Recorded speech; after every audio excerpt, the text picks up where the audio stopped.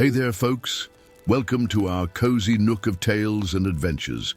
Today, like every episode, we're unlocking the doors of imagination to explore new worlds, meet fascinating characters, and experience unique emotions. I promise to take you on an unforgettable journey through the power of words. So get comfy, grab your favorite drink, snuggle into that perfect spot, and get ready to lose yourself in a new story. Leave the outside world behind for a while and dive with me into the depths of storytelling. If you enjoy our content and want to support the channel, consider hitting the subscribe button and giving the video a thumbs up. Now, without further ado, let's dive into today's story. The stars were dying, one by one. The celestial lights that had guided travelers and inspired dreamers for millennia were fading from the firmament above the crystalline spires of Celestia. Each night, the darkness grew deeper, the void between the remaining stars wider, as if some unseen hand was plucking them from their ancient homes like jewels from a crown. In the highest tower of the Star Palace, Queen Selene stood before an enormous astrolabe of silver and sapphire, her slender fingers tracing the empty spaces where constellations had once gleamed. Her alabaster skin seemed to capture and reflect what little starlight remained, giving her an ethereal, almost ghostly appearance. Behind her, the royal court whispered in hushed, fearful tones about omens and doom. "The stars continue to vanish, Your Majesty," said Lord Cassius, the royal astronomer, his voice trembling with poorly concealed fear. "And the oracles, they no longer hear the celestial voices. Their prophecies have fallen silent." Queen Selene turned, her silver eyes reflecting the dim light of the enchanted lanterns that now illuminated the observatory where once starlight alone had sufficed. "Then we must call upon him," she said, her melodious voice tinged with something unreadable. "Send word across the realms. Find Gandalf the Grey."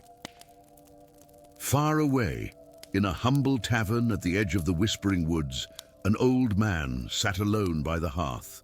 His weathered hands cradled a wooden pipe from which curled smoke that seemed to form curious shapes before dissipating into the rafters. His grey beard flowed down over robes the color of storm clouds, and beneath bushy eyebrows, his eyes reflected a wisdom and sorrow born of countless centuries. Gandalf had felt it first 3 nights ago, a hollowness in the sky, a silence where once the stars had sung their ancient songs to him. Each night since, the feeling had grown stronger, a void expanding where once there had been light and harmony. When the messenger arrived, breathless and wide-eyed, Gandalf already knew what the sealed scroll bearing the silver crescent of Celestia would say. He had not set foot in the Star Kingdom for over 500 years, not since... The old wizard pushed the memory aside. Some wounds, even for one as long-lived as he, never fully healed. "Tell your queen I shall come," he said simply, tapping his pipe against the hearthstone and rising to his full, impressive height. "The stars wait for no one, not even an old wizard who has seen too many winters." The journey to Celestia was swift, but not without peril. The path through the etheric mountains, once clearly marked by the constellation of the Navigator, now lay in shadow. Twice, Gandalf was forced to use his staff to illuminate the way, its crystal head glowing with an inner light that seemed to push back not just darkness, but something more malevolent that lurked at the edges of perception. When at last he passed through the crystal gates of Celestia, the sight that greeted him sent a chill through his ancient bones. The great city, once bathed in the gentle light of 1,000 stars, now stood under skies of oppressive emptiness. The famous star fountains, which had once reflected the celestial bodies in their enchanted waters, lay dark and still. The people moved through the streets with downcast eyes, as if afraid to look up and confront the growing void above. In the palace throne room, Queen Selene received him with a ceremony that felt hollow amid the growing crisis. Time had not touched her since their last meeting, a detail that might have escaped notice by others, but not by one who had walked the world for as long as Gandalf had. "You are most welcome, Mithrandir," she said, using his ancient name with practiced grace. "Celestia finds itself in dire need of your wisdom once more." Gandalf bowed, his eyes never leaving hers. "The stars fade, your majesty. This is no natural occurrence." "Indeed not," she replied, rising from her throne of polished moonstone. "We believe we have found the culprit, a young astrologer named Orion, who has been conducting forbidden experiments, attempting to capture starlight in crystalline vessels." Something in her tone gave Gandalf pause. He had lived too long and seen too much deception not to recognize its subtle markers. "I would speak with this Orion," he said simply. "The royal dungeons of Celestia were unlike any prison in the mortal realms. Cells of transparent crystal allowed guards to observe prisoners from all angles, while enchantments prevented escape through magical means. In the furthest cell sat a young man, perhaps 20 winters old, with unkempt dark hair and a scholar's ink-stained fingers. Most remarkable, however, were his eyes, milky white, unseeing in the conventional sense, yet somehow alert as Gandalf approached. "The stars sing differently around you," said the young man, turning his blind gaze toward the wizard. "They know you of old." Gandalf studied him carefully. "You can hear them still, even here." Orion nodded, his expression solemn. "Not with my ears. I lost my sight to a fever as a child, but gained another way of seeing. When I touch the sky charts in the observatory, I can feel the stars, their positions, their songs, their stories." His voice dropped to a whisper. "And now, their screams as they're devoured." A cold certainty settled in Gandalf's heart. "You didn't cause this." "No," Orion said bitterly. "But I discovered the truth, and that was dangerous enough." That night, with the aid of a spell of slumber cast upon the guards, Gandalf helped Orion escape the crystal cells. Together they fled the palace, not toward the city gates where royal guards would surely be watching, but upward, toward the abandoned eastern tower that housed the oldest observatory in Celestia. "And I found the ancient records here," Orion explained, as his fingers danced across star charts so old the parchment threatened to crumble at his touch. Accounts of an alignment that occurs once every 10,000 years, when the veil between dimensions grows thin. The circular chamber was thick with dust, its domed ceiling of enchanted glass showing the ever more empty sky above. Astronomical instruments of brass and silver stood like silent sentinels, untouched for centuries. "These markings," Gandalf murmured, his finger tracing symbols on a circular stone table at the room's center. "I know them." Memories stirred, fragments of a past so distant they felt like another life. A younger Gandalf, working alongside the greatest minds of an age long past, racing against time as a nameless horror from beyond the stars threatened to breach the walls of reality. "We succeeded," he whispered, the memories crystallizing. "We imprisoned it between dimensions, bound it with stellar magic drawn from the 7 guardian constellations." Orion's unseeing eyes widened. "You were there." "Then you know what's happening. It's breaking free, isn't it? Consuming the stars to gain strength." Gandalf nodded grimly, forgetting momentarily that the young man couldn't see the gesture. "Yes, and if it devours enough stellar energy, it will break through completely." "But why now?" Orion asked. "After all this time?" Before Gandalf could answer, the door to the observatory burst open. Queen Selene stood framed in the archway, no longer the benevolent monarch, but something altogether more terrible. Power radiated from her in palpable waves, and her eyes now shone with an unnatural blue light. "Because I called to it," she said, her voice resonating with otherworldly harmonics. "Just as I've been doing for the past 1,000 years, ever since you and the other so-called wise ones denied me my rightful place among the immortals." Gandalf. Understanding dawned on the wizard's ancient face.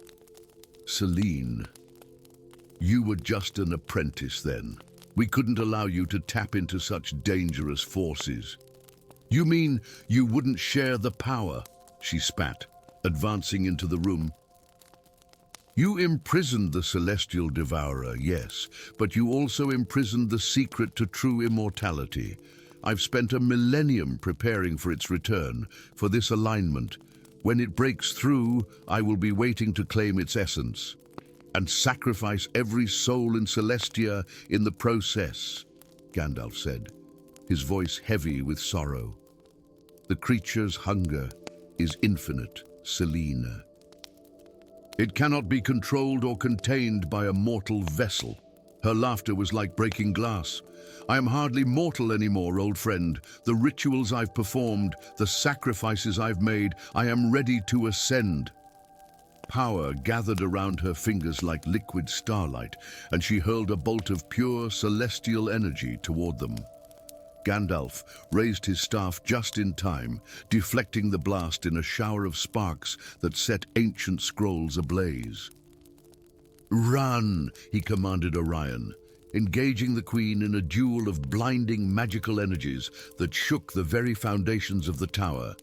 But Orion, instead of fleeing, moved with surprising confidence toward the circular stone table at the room's center.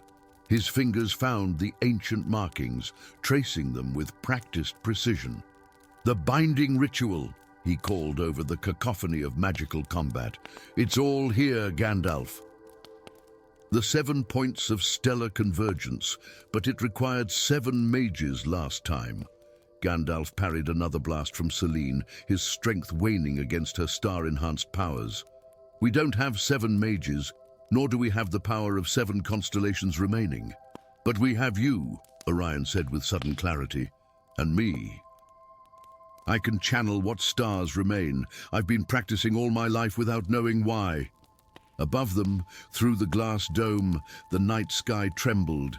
A great darkness was forming at its center, a void deeper than mere absence of light, a hungering maw from between dimensions. Understanding bloomed in Gandalf's ancient eyes. With a mighty effort, he struck his staff against the floor, creating a blinding flash that momentarily stunned Queen Selene. In that brief respite, he joined Orion at the stone table. "It will require everything I have," the wizard said gravely, "and for you, the price may be even higher." Orion's blind eyes seemed to look directly into Gandalf's soul. "The stars have been my only companions in darkness. I will not abandon them now."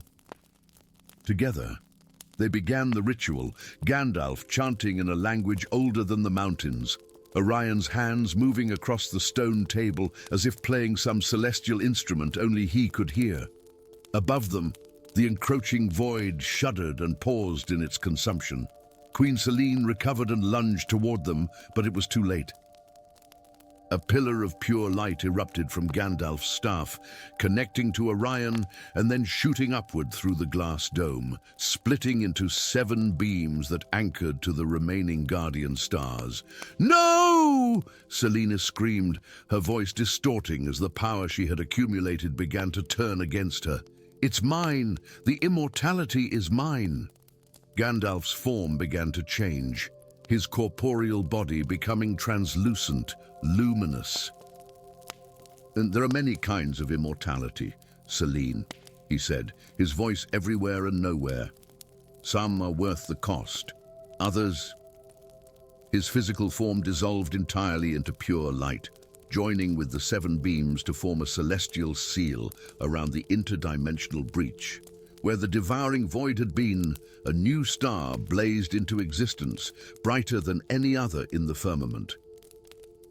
In the observatory, Orion stood alone, Queen Selene having fled in the chaos of the ritual's completion. His unseeing eyes lifted to the sky, and for the first time in his life, he gasped at the sensation of actually seeing, not with physical eyes, but with a new sense granted by Gandalf's sacrifice. "Thank you," he whispered to the brilliant new star above, which seemed to pulse once in acknowledgement. In the days that followed, the people of Celestia would speak in hushed tones of the wizard star that now guided their kingdom, and of the blind oracle who could interpret its messages. They would rebuild their society under its watchful light, never knowing how close they had come to eternal darkness. And somewhere between dimensions, in a state neither fully corporeal nor entirely spirit, Gandalf continued his watch, the eternal guardian of the stars and all who dwelled beneath them. Story 2. Ancient magic never truly dies. It merely slumbers, waiting for the right moment to awaken once more. In the fractured lands of Dracoria, where 7 warring clans dwelled amid the remnants of a once unified kingdom, the first sign of change came during the longest night of winter. Beneath the light of 3 moons, one silver, one amber, one blood red, a solitary figure stood atop the whispering peaks. His weathered hands gripped a gnarled staff of ash wood, crowned with a crystal that had remained dormant for centuries, until now. Gandalf the Grey watched with furrowed brow as glowing runes etched themselves into the wood of his staff, spiraling upward like vines of luminous script. Each symbol pulsed with an ancient power he had not felt since the world was young. He recognized these marks, had indeed created them himself in the folly of his youth. So, he murmured to the wind, the primordial script returns. The past is never truly buried, no matter how deep one digs the grave. The old wizard's eyes, like chips of ice beneath bushy eyebrows, gazed out over the patchwork of territories below. Once a single, glorious realm before the sundering. Before his mistake, the Ironheart clan's volcanic forges glowed orange in the north. The silver towers of the Mistwalkers gleamed in the east. The endless forests of the Thornguard stretched to the south. And in the west, the mountain stronghold of the Stoneclaws stood defiant. Beyond them lay the desert domains of the Sandvale, the coastal cities of the Tidecallers, and the plains of the Storm Riders. 7 clans, 7 territories, 7 centuries of bloodshed, all because of runes like those now awakening on his staff.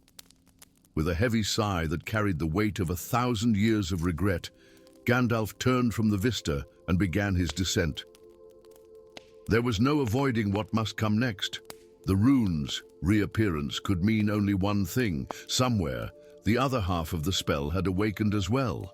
Someone was carrying the counterpart to his ancient magic, likely without knowing the danger it posed. In the humble scriptorium of the Thornguard clan, young Cassian Ravenwood bit back a cry of pain as his quill clattered to the stone floor. The burning sensation along his forearm had become unbearable. Rolling up his sleeve, he stared in horror at the luminous markings that had appeared overnight and grown more pronounced with each passing hour. Strange symbols, like no language he had ever transcribed, crawled across his skin like living things. "Hide them," he whispered to himself, hastily pulling down his sleeve as footsteps approached. Master Ebrus tolerated no distractions among his scribes, and mysterious glowing markings would certainly qualify. But the markings seemed to pulse stronger in defiance of his attempt to conceal them, glowing through the fabric of his sleeve.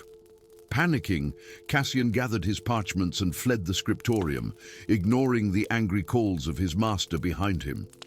3 days later, the markings covered both arms, his back, and had begun to spread across his chest. Unable to hide his condition any longer, Cassian was brought before the Thornguard Council on suspicions of consorting with forbidden magic. Though he protested his innocence, the young scribe found himself cast out, declared unclean, a walking corruption that might spread to others. That night, as he huddled in a cave at the edge of Thorngard territory, Cassian contemplated the cruel twist his life had taken. 22 years of devoted study, of mastering languages, ancient and modern, of transcribing the wisdom of ages, all undone by markings he neither understood nor wanted. "They're quite beautiful, actually," came a gravelly voice from the cave entrance, "though I imagine they're rather uncomfortable for the uninitiated." Cassian scrambled backward, reaching for the small knife at his belt, his only protection. In the cave mouth stood an old man in grey robes, leaning on a staff that glowed with the same eerie light as the markings on Cassian's skin. "Who are you?" Cassian demanded, though something in him already sensed the answer. "I have many names," the old man replied, stepping into the cave, "but you may call me Gandalf. And I believe we have much to discuss about those runes you bear." Far to the north, in the obsidian tower of the Ironheart capital, Royal Councillor Tiberius stood before an ancient scrying pool. The dark liquid within showed him the image of the old wizard finding the marked scribe, exactly as the prophecy had foretold. "Is it truly him, after all this time?" asked a feminine voice from the shadows.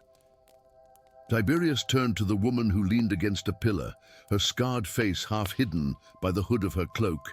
Though she dressed as a common bounty hunter, her bearing betrayed nobler origins. "Indeed, Lady Isolde," he replied with a cold smile. "Gandalf the Grey has returned to Dracoria, and he has found the second rune-bearer. Isolde of the Tidecallers, officially dead for 7 years, unofficially the most effective hunter of magical artifacts in the 7 territories, studied the image in the pool with calculating eyes. The boy looks nothing like the great Alastair Ravenwood," she observed. "Are you certain he's the son?" "Blood calls to blood, magic to magic," Tiberius replied, his fingers tracing an ancient scar that ran from his temple to his jaw, a parting gift from his former master centuries ago. The spell would not have chosen him otherwise. "Now, bring me the boy, alive and unspoiled." The old wizard, however, his eyes glittered with ancient hatred. "Him you may break." "The unification spell," Gandalf explained as he and Cassian made their way through the tangled underbrush of the Wild Marches, the lawless borderlands between clan territories. Created during the Age of Harmony, before the Sundering. A powerful enchantment designed to bind the 7 territories as one, to ensure peace for 1,000 generations. Cassian stumbled over a route, still unaccustomed to wilderness travel after a lifetime among books and scrolls. But something went wrong. Gandalf's face darkened. Indeed, such magic requires balance. 7 mages, 7 bloodlines, 7 focuses, and most importantly, 7 willing participants. He sighed heavily. In my arrogance, I thought I knew better. I attempted to modify the spell to make it function with fewer components. The results were catastrophic." An involuntary shudder passed through the wizard. Instead of unifying the land, it shattered it. The backlash killed most of the Council of Mages and corrupted the rest. And worst of all, it awakened something ancient that should have remained asleep, the worm primordial that slumbers beneath the mountains. Cassian stopped abruptly. "And now these runes, they're part of that same spell, the one that destroyed everything." Gandalf nodded solemnly. The spell was not destroyed, merely broken, split into fragments that scattered across time and consciousness. Now, after 7 centuries, those fragments seek to reassemble themselves. He held up his staff, where the runes pulsed in perfect synchronization with those on Cassian's skin. Half the spell embedded itself in my staff, the other half found me, Cassian finished, his voice hollow. "But why? I'm no one special, just a scribe." Gandalf studied the young man carefully, noting his features, the shape of his brow, the set of his jaw. There was something familiar there, something that stirred old memories better left buried. That, the wizard said quietly, is what we must discover. Their journey took them across the fragmented territories of Dracoria, through each of the 7 clan domains. In the volcanic forges of the Ironheart, Gandalf sought out an old ally who could decipher portions of the runic script that had become corrupted over time. In the silver towers of the Mistwalkers, they consulted ancient tomes that spoke of the worm primordial and its prison beneath the roots of the world. Along the way, they realized they were being hunted. A woman with a scarred face and the skills of both assassin and tracker seemed to appear wherever they went, always one step behind them, yet never quite close enough to strike. "And Isolde of the Tidecallers," Gandalf muttered after they narrowly escaped an ambush in the markets of the Sandvale capital. "I thought her dead." "You know her?" Cassian asked as they fled through winding alleyways. "I knew her grandmother," the wizard replied, "a great lady of the Crystal Throne, before it was shattered. If Isolde hunts us, someone of great power must have employed her services." It was during their passage through the storm-swept plains of the Storm Riders that the truth began to reveal itself. As they took shelter in ancient ruins during a thunderstorm, lightning struck the circle of standing stones around them. The energy arced through Gandalf's staff to Cassian's runic markings, creating a momentary bridge of pure, magical energy. In that instant, both saw visions, fragments of the past, glimpses of the catastrophe 7 centuries ago. Cassian saw through Gandalf's eyes as the spell unraveled, felt the wizard's horror as the backlash tore through the Council of Mages, and Gandalf, to his shock, saw through the eyes of his greatest rival, Alastair Ravenwood, as the man used the last of his life force to save his infant son, casting him forward in time to escape the cataclysm. When the vision broke, both men stared at each other in stunned silence. "You're his son," Gandalf whispered, "Alastair's child, preserved through time by his final spell." "And you're the reason my father died," Cassian replied, his voice trembling not with anger, but with the weight of revelation, "the reason the world broke." Before either could say more, a slow clapping echoed through the ruins. From the shadows stepped a tall figure in robes of midnight blue, his ageless face marred by a single scar. "How touching," said Tiberius. Flanked by Isolde and a dozen warriors bearing the emblems of all 7 clans, the Master and the Son reunited at last. Gandalf rose to his feet, staff held before him like a barrier. "Tiberius, I thought you had perished in the sundering.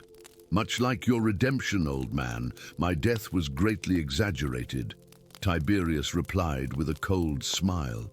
"Now, if you'll hand over young Cassian and that staff of yours, we can complete what you started 7 centuries ago." "To unify the lands," Cassian asked. Tiberius laughed. "To wake the worm, boy. To harness its power and rule what remains afterward." His eyes gleamed with malice. Did Gandalf not tell you? The full spell doesn't just unify the kingdoms, it draws power from the worm's prison.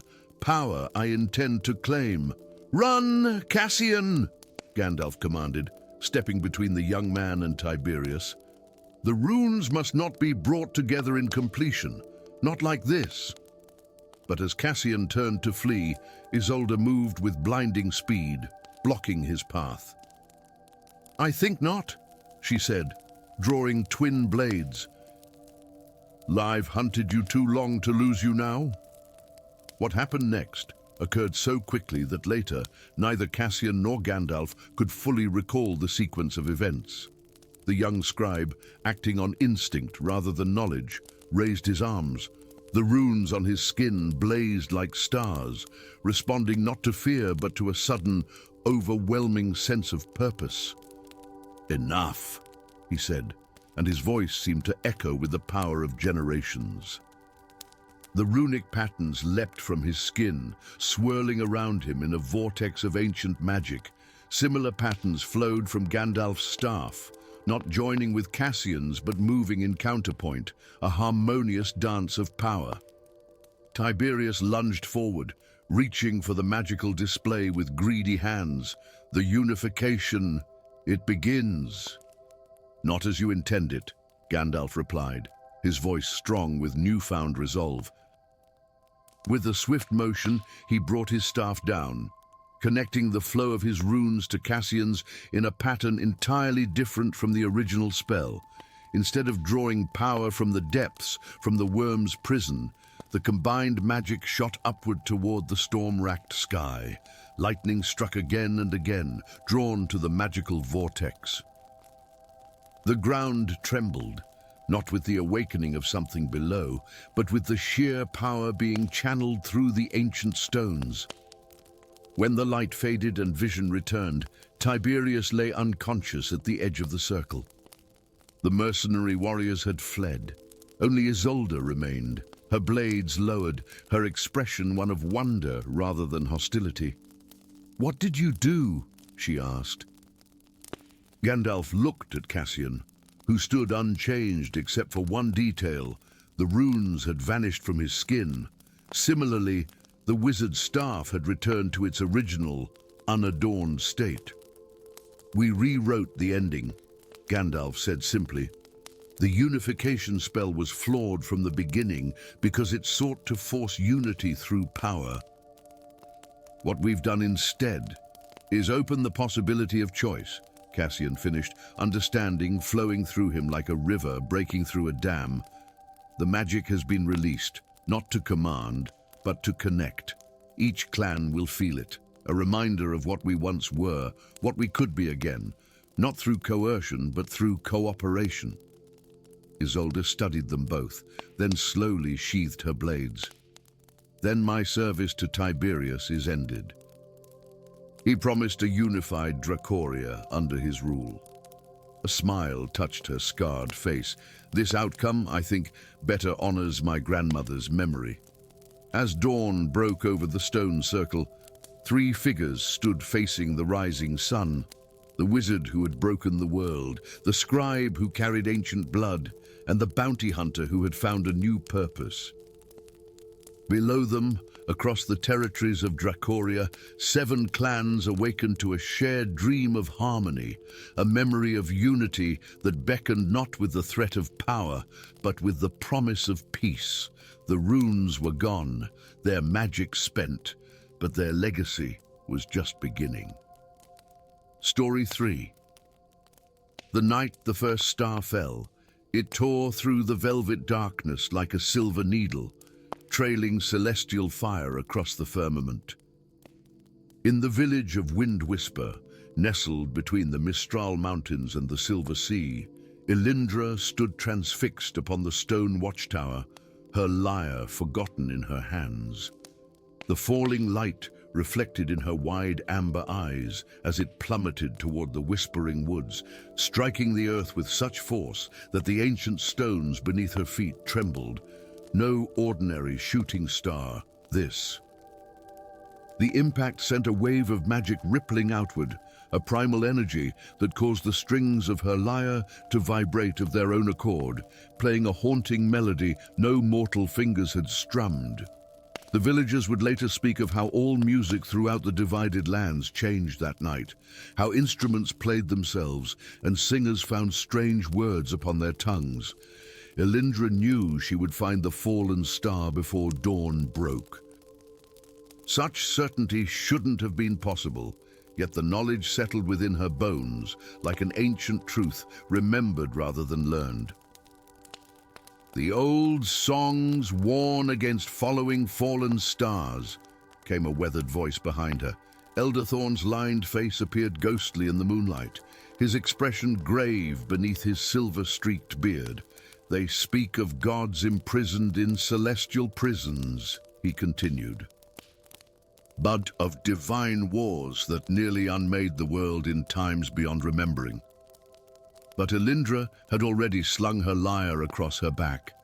Her decision made the moment the star blazed its path across the night sky. "The star calls to me, Elder Thorn," she whispered, her voice carrying the faintest trace of harmonies beneath it, like distant echoes of a chorus no one else could hear. And I must answer. The Whispering Woods lived up to their name, even in the darkest hours before dawn. Leaves rustled with half-heard conversations, and shadows moved in ways that defied the gentle night breeze. Elindra followed no obvious path, yet her footsteps never faltered as she wove between ancient trunks and over moss-covered stones. The forest floor seemed to illuminate itself just enough to guide her next step, then darken behind her as though reluctant to reveal too much of its secrets at once. She found the clearing by its unearthly glow, a perfect circle where trees had been flattened outward as if bowing to the crater at their center.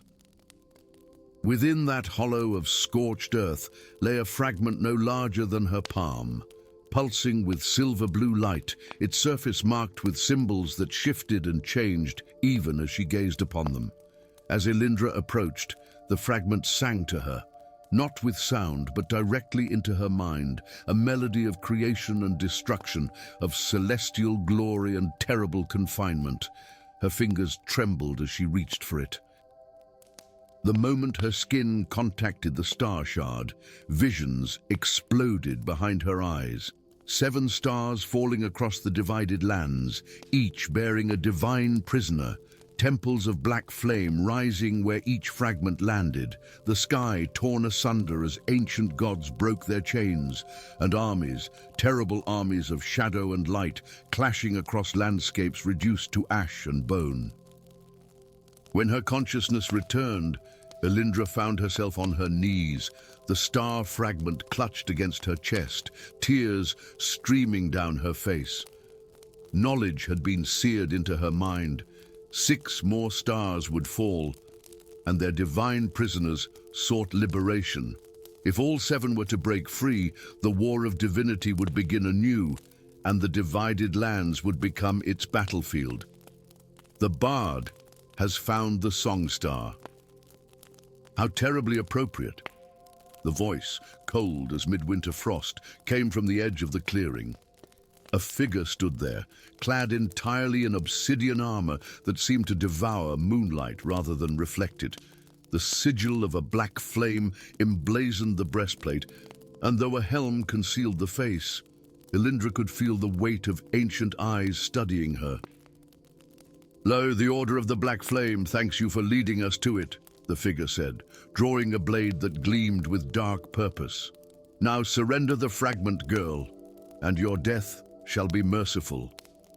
Elindra clutched the star fragment tighter, feeling its warmth pulse in time with her racing heart. Her free hand moved instinctively to her lyre. "I will not," she said, rising to her feet. The armored figure laughed, a sound like breaking glass. "And how will you stop me? With a song?" "Yes," Elindra whispered, and struck a chord. The note that rang out bore little resemblance to any sound her lyre had produced before. It hung in the air, visible as ripples of golden light that expanded outward. The black-armored figure staggered backward as though struck, raising an arm in defense. "Impossible," the figure hissed. "No mortal bard possesses such magic." Before Elindra could strike another chord, a shadow detached itself from the trees behind her attacker. Silent as death, it moved with inhuman grace, twin daggers glinting momentarily before finding gaps in the obsidian armor. The figure crumpled with a strangled cry. Elindra raised her lyre defensively as the newcomer approached, tall and lithe, face obscured by a hood and mask that revealed only piercing eyes the color of storm clouds. "The Order never hunts alone," said the stranger, voice low and measured. "We must leave before the others arrive." "We?" Elindra challenged, backing away. "Who are you?" The stranger pulled down the mask, revealing a face half concealed by intricate tattoos that seemed to shift like smoke across tanned skin. But it was a face Elindra recognized all too well, one that haunted her nightmares. "My name is Raven," he said, "and 5 years ago I killed your family." By the time dawn broke, they had left the Whispering Woods far behind. Raven led Elindra along hidden paths that seemed to bend the very landscape around them, covering distances that should have been impossible. Neither had spoken since his devastating revelation, though the silence between them crackled with unasked questions and barely contained fury. They paused at the edge of a cliff overlooking the vast expanse of the divided lands. From this vantage, Elindra could see how the realm had earned its name, territories as distinctly different from one another as though crafted by separate creators. The lush greenery of the verdant kingdoms gave way abruptly to the glass deserts of Crystallia, which bordered the perpetually storm-racked tempest wastes. Beyond them all, barely visible on the horizon, rose the spires of eternity, impossibly tall towers that seemed to pierce the very heavens. Each domain was once the realm of a different god, Raven said, breaking the silence. Before the divine war, before the Seven were imprisoned in the stars. Elindra's fingers tightened around the star fragment in her pocket. "Why did you save me if you murdered my family?"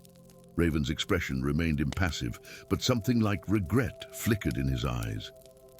"I did not know then what I know now. The Order of the Black Flame raised me to be their weapon, their perfect assassin. I believed your family needed to die because they were the last descendants of the Star Speakers, those charged with maintaining the divine prisons." He turned to face her fully, and for the first time, Elindra noticed the scars that crisscrossed his hands, ritual markings deliberately carved into flesh. "I didn't know you had survived," he continued. Not until 3 years ago, when I discovered the truth about the Order, that they serve Netherion, the god of oblivion, the 8th deity written out of history, whose only desire is to unmake existence itself. 8th? Elindra's brow furrowed. The visions showed 7 fallen stars. Because 7 were imprisoned, Raven explained. The 8th was believed destroyed in the Divine War. But the Order has preserved his essence for millennia, awaiting the day when the 7 others would fall and weaken the barriers between realms. He gestured toward the star fragment. "What you hold is not merely a prison, but a key. The Order doesn't seek to free the imprisoned gods. They seek to use their power to resurrect Netherion." Elindra felt the fragment pulse against her palm, its light seemingly responsive to the conversation. "And what do you seek, assassin?" Raven's storm-grey eyes held hers. "Redemption," he said simply. "I broke an ancient covenant when I murdered your family. Now I am the last guardian of that pact between mortals and immortals." He knelt before her, head bowed. "I offer my blades and my life to your service, Elindra Star Speaker. Help me find the remaining fragments before the Order, and I will accept whatever justice you deem fit once our task is complete." Before Elindra could respond, a column of black flame erupted in the valley below, stretching skyward until it punctured the clouds. From within its depths came a sound, not of crackling fire, but of voices chanting in a language that made the air itself shudder. "They've found the second fragment," Raven whispered, rising quickly. "We're already too late." Elindra pulled her lyre from her back, a strange certainty filling her. Her fingers found chords she had never learned, and her voice, and when she began to sing, carried harmonies impossible for a single throat to produce. The star fragment in her hand blazed with brilliant light, responding to her song. Beneath her feet, the earth trembled not with fear but recognition. "Perhaps not," she said, as the music faded. A new knowledge had awakened within her, memories that were not her own, yet felt more familiar than her own reflection. "The second star holds Lyria, goddess of music and memory, and she knows me." Raven's expression transformed to one of awe and alarm. "Your eyes," he whispered. "Why, they're shining like stars themselves." Elindra felt the power coursing through her veins, ancient and terrible and beautiful. "I don't think I'm merely a star speaker," she said, her voice resonating with otherworldly echoes. "The visions, the songs that come unbidden. I believe I might be something far more dangerous." Around them, the wind began to sing in harmony with her words, and birds took flight in formations that traced arcane symbols across the dawn sky. "I think," she said softly, "I might be the vessel of the forgotten goddess, the one who was prophesied to judge both gods and mortals when the last star falls." In the distance, the column of black flame pulsed in response, as though acknowledging a challenge, and high above, 5 more stars trembled in their celestial moorings, waiting to fall. Story 4. The ancient city of Lumineth stood as the last bastion of light in a world increasingly claimed by shadow. Its alabaster towers, once gleaming beacons visible for leagues in all directions, now struggled to pierce the unnatural twilight that had engulfed the realm of Ethoria for 77 days. Where crystalline fountains had once danced with enchanted waters in the Grand Plaza, now they flowed sluggishly, their magic dimming with each passing hour. Atop the highest spire of the Citadel of Dawn, a lone sentinel gazed eastward toward the mountains of perpetual storm, where lightning perpetually danced between jagged peaks. The sentinel's midnight blue cloak whipped violently in a wind that carried the scent of ash and despair. She was Lyra Dawnstrider, last knight of the sacred flame, and the burden she carried was heavier than the legendary armor that adorned her battle-worn frame. Wrapped in enchanted silk and secured in a scabbard of orichalcum at her hip were 6 crystalline shards, all that remained of Skycleaver, the blade of legend that had shattered in her hands when she struck what should have been the killing blow against Malachi, the Shadow Sovereign. Instead of vanquishing the ancient evil, she had witnessed the impossible. The mightiest weapon ever forged, said to be unbreakable, had splintered like common glass. In that moment of stunned disbelief, Malachi had seized the 7th shard, the hilt fragment containing the sword's heart, and retreated to his obsidian fortress, leaving Lyra to gather what pieces she could as darkness began its inexorable spread across Ethoria. Now, as the shadows lengthened and hope dwindled, a figure appeared on the winding path that led to the citadel.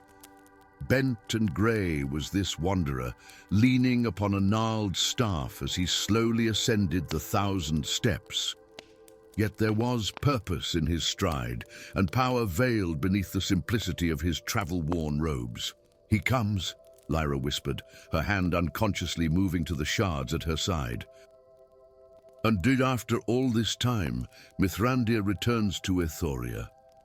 Gandalf the Grey stood before the Council of Light, his weathered face solemn beneath the brim of his pointed hat.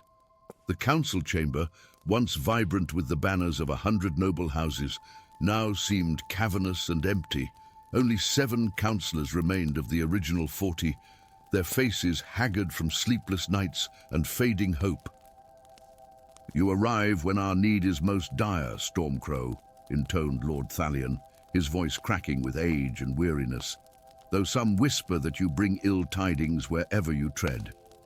"I come neither to bring doom nor to avert it," Gandalf replied, his deep voice filling the chamber. The doom of Ethoria was set in motion when Skycleaver shattered. "I come merely to set right what once went wrong. Then you know how to reforge the blade." Lyra stepped forward, hope kindling in her emerald eyes for the first time in months. Gandalf's gaze fell upon the young knight. He saw in her the echo of her ancestors, the same determined jawline, the same fire behind the eyes. She was so like her grandfather Alaric had been before the wars of unification. "I know what must be done," he said carefully. Though it is no small task, Skycleaver was not forged by mortal hands alone. Its creation required 4 elements from the farthest corners of existence. Dragonfire from the heart of Caloranthrix, the Ancient.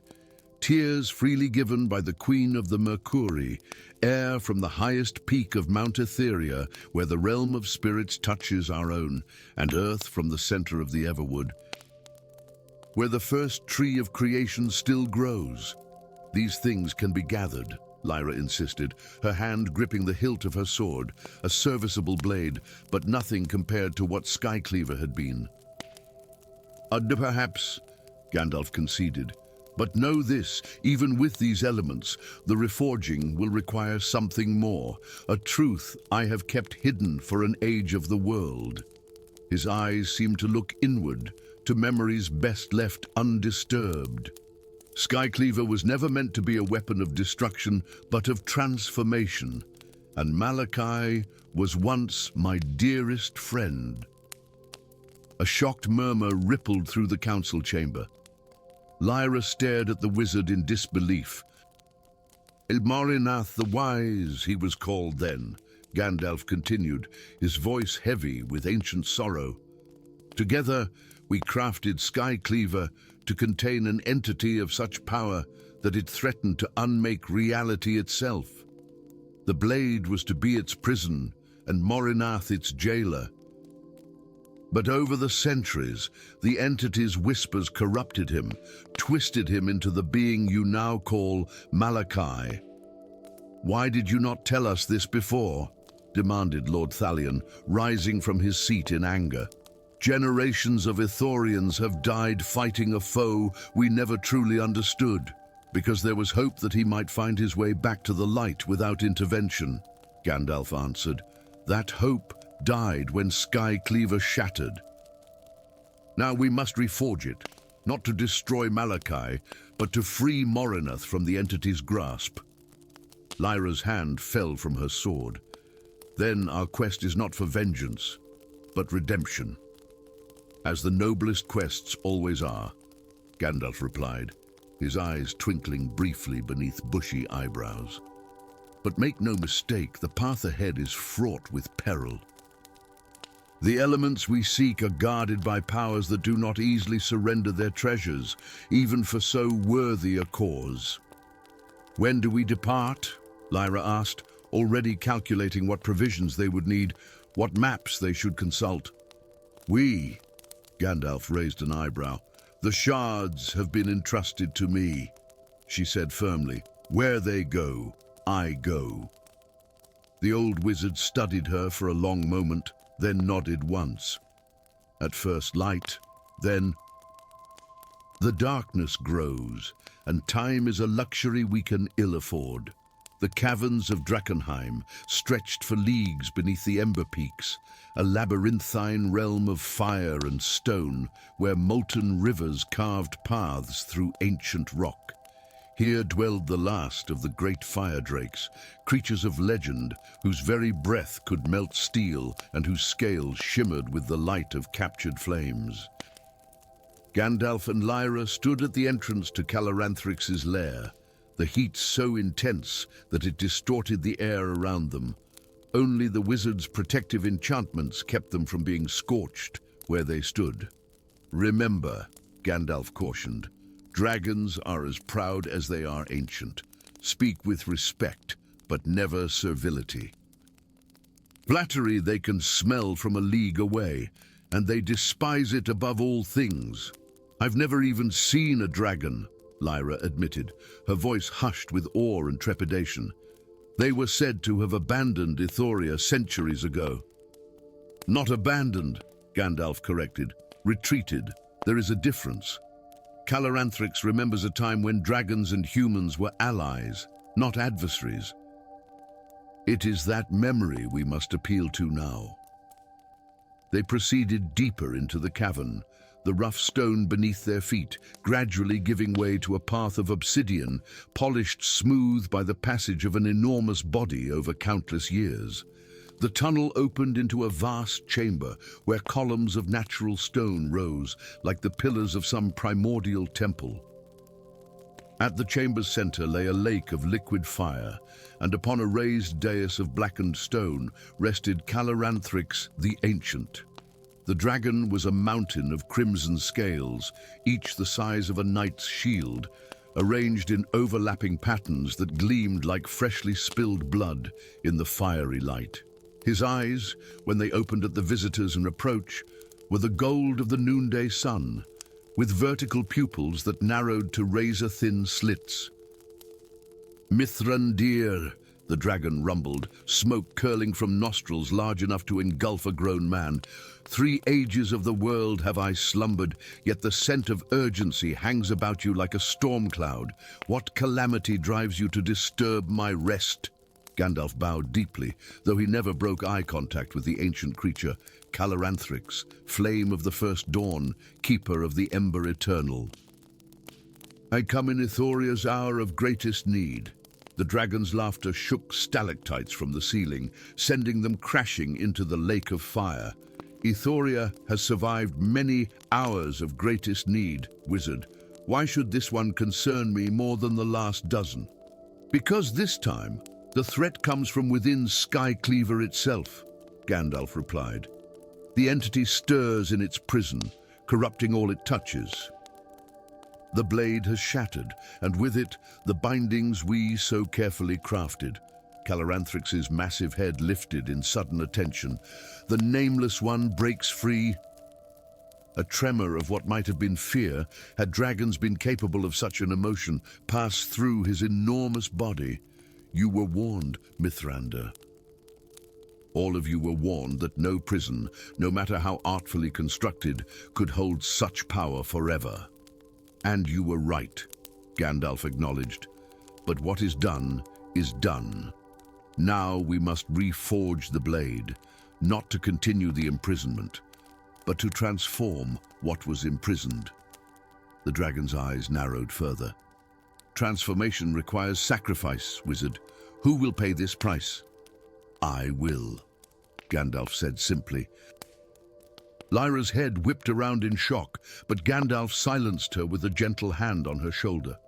Very well, Caloranthrix rumbled after a long, considering silence. For the memory of what once was, and the hope of what might yet be, I grant you this. The great dragon reared back, his chest expanding as he drew in a breath that seemed to pull the very heat from the chamber. Then with perfect control, he exhaled a stream of fire so pure, so concentrated, that it manifested as a single mote of blindingly white light suspended in the air before him. The heart of my flame, Caloranthrix said, his voice noticeably weaker. Use it wisely, Mithrandir. Such a gift I can give but once in my lifetime. Gandalf stepped forward, producing a crystal vial from within his robes. With reverent care, he guided the mote of dragonfire into the container and sealed it with a word of power. Your sacrifice will not be forgotten, he promised the dragon. When this is over, should I survive, I will return and tell you the tale of its use. Caloranthrix settled back onto his dais, his golden eyes already beginning to close. Should you survive, wizard? That remains to be seen. The depths of the Mercury realm shimmered with an ethereal beauty that few surface dwellers had ever witnessed. Columns of living coral, luminescent in shades of azure and violet, supported arches of polished nacre. Schools of exotic fish darted like living jewels through the water, which remained preternaturally clear despite the activity within it. Gandalf and Lyra, encased in bubbles of breathable air conjured by the wizard's staff, were escorted by guards with the upper bodies of beautiful humans and the lower bodies of powerful fish. Their weapons, tridents of enchanted coral, were trained on the visitors with unwavering vigilance. The Mercury have grown suspicious of surface dwellers, Gandalf explained, as they were led through the underwater city. Too many have come seeking to exploit their realm's treasures. Yet they agreed to see us, Lyra observed. Queen Nerissa and I have known each other for many lifetimes, Gandalf said with the hint of a smile. She may not trust all who walk on land, but she knows I would not come without dire cause. The palace of the Mercury Queen rose before them, a spiraling structure that seemed grown rather than built, its walls inlaid with pearls the size of a man's fist. Within its grand hall, seated upon a throne carved from a single massive shell, waited Queen Nerissa of the Mercury. Her beauty was otherworldly, skin with the faint blue sheen of moonlight on water, hair that floated around her head like living silver, eyes as deep and mysterious as the ocean trenches. Her tail, unlike her guards, shimmered with scales of platinum and pearl. "Mithrin, dear," she greeted, her voice carrying perfectly through water and air alike. "And a dawn strider, if I am not mistaken." "The resemblance to your ancestors is remarkable." Lyra bowed low, surprised to be recognized by the aquatic monarch. "Your Majesty," Gandalf said, inclining his head respectfully, "we come seeking—" "I know why you come," Nerissa interrupted, her expression growing solemn. "Into the disturbance in the deeper currents, the agitation of the ancient leviathans, the pallor spreading across my realm's highest waters, all speak of the same malady afflicting the surface world." She gestured to the water around them, where, now that it was mentioned, Lyra could see a subtle darkening at the edges of the palace. "The corruption reaches even here, wizard. Then you understand the urgency of our quest," Gandalf said. "Skycleaver must be reforged to end this spreading darkness. And you require a tear freely given by one of royal Mercury blood," Nerissa finished for him. Her hand drifted to a pendant at her throat, a teardrop-shaped crystal that seemed to hold the essence of moonlight within it. "My mother's tear, given to your fellowship during the first forging, now lost with the shattering of the blade." "Yes," Gandalf acknowledged. "Though I would not ask if any other path were open to us." Queen Nerissa studied him for a long moment, then her gaze shifted to Lyra. "Come closer, Dawnstrider." Lyra's bubble of air propelled her forward until she hovered directly before the Mercury Queen. Nerissa reached out with webbed fingers to touch Lyra's face, her touch cool and smooth against the knight's skin. "You carry a heavy burden," the Queen observed. "The weight of failure sits upon your shoulders like a crown of lead. I failed my people," Lyra admitted, the words torn from her heart. "Skycleaver shattered in my hands when it should have destroyed our enemy." "Perhaps it shattered because destruction was never its true purpose," Nerissa suggested gently. Then to Gandalf, "You have not told her everything, have you, wizard?" "There are some truths that must be experienced, not merely heard," Gandalf replied. The Queen nodded, as if this confirmed something for her. With a gesture both graceful and deliberate, she brushed a finger beneath her eye. A single, perfect tear formed, not of salt water, but of liquid light. It hovered between them, catching and refracting the ambient illumination of the palace, for the memory of ancient alliances and the hope of a world renewed, Nerissa said formally, guiding the tear into a crystal vial similar to the one that held the dragonfire. "Use it to heal, not to harm. Your wisdom and generosity honor us, Your Majesty," Gandalf said, accepting the vial with a deep bow. As they were escorted from the underwater realm, Lyra could not help but ask, what did she mean that destruction was never Skycleaver's true purpose? The legends all speak of it as the ultimate weapon against darkness. Legends often preserve the shape of truth while missing its substance, Gandalf replied cryptically. "You will understand when the time comes." The journey to gather the remaining elements, air from Mount Etheria's summit and earth from the heart of the Everwood, tested them in different ways. The mountain's peak existed half in the mortal realm and half in the domain of spirits, requiring Gandalf to navigate between worlds.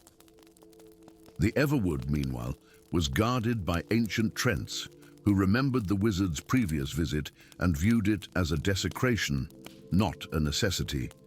Yet in each case, Gandalf's ancient wisdom and Lyra's earnest determination won through.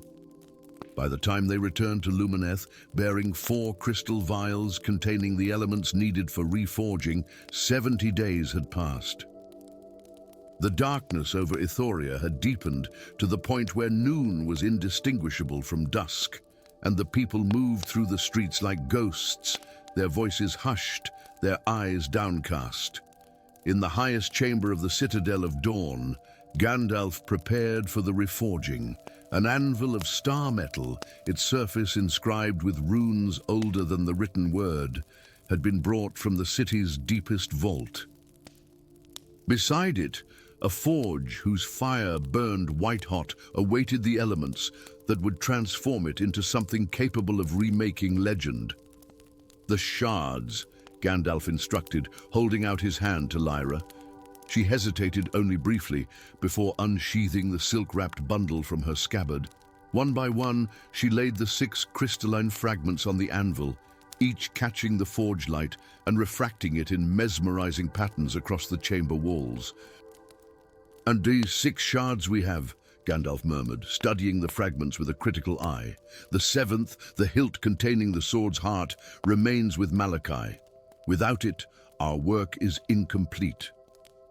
"Then we have failed before we've begun," Lyra said, her voice hollow with despair. "Not failed," came a new voice from the chamber entrance, "merely delayed." Both Gandalf and Lyra whirled to face the newcomer. There, framed in the doorway, stood a figure wreathed in shadow. Tall and terrible was this apparition, with eyes that burned like dying stars in a face once noble, now twisted by centuries of corruption. In one gauntleted hand, he held a shard of crystal that pulsed with a sickly light. "Malachi," Lyra breathed, her hand flying to her sword, but Gandalf's arm shot out, blocking her movement.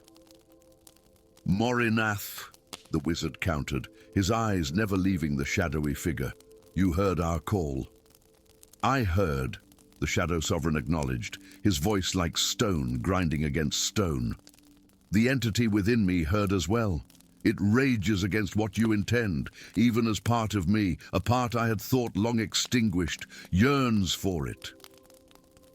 He stepped into the chamber, each movement graceful despite the aura of darkness that clung to him like a second skin. The shadows seemed to retreat from him, as if even they feared what he had become. "I bring the 7th shard," Malachi said, placing the hilt fragment on the anvil with the others.